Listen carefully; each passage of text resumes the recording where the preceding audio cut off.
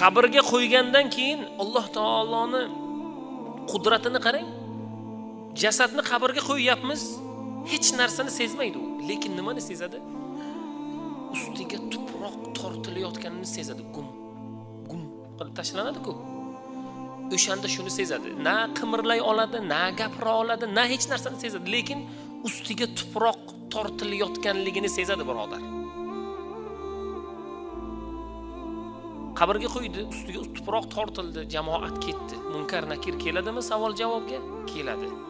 Xo'p, munkar nakir kelganda nima deydi? Da'ni fa yusolli deydi. Meni qo'yib yuboringlar, men 2 rakat namoz o'qib olay deydi. Ihson qilay demaydi, ota-onamdan xabar olay demaydi, shirkatlarim bor edi, o'shani ahvoli nima bo'ldi demaydi, bolalarim bor edi demaydi. Meni qo'yib yuboringlar, men 2 rakatgina namoz o'qay deydi. Mana shu 2 rakat namoz o'qish ham o'likda imkoniyati yo'q. Bizda bugun bor. O'qing, qancha xohlasangiz o'qing. Peshonani sajdaga qo'ying, Robbimizdan yolvorib so'rang. O'lik vafot etgandan keyin yo'q u narsa, birodar. Qo'yib yuboringlar deydi farishtalarga. Men 2 rakat namoz o'qib olay deydi. Lekin unda imkoniyat bo'lmaydi.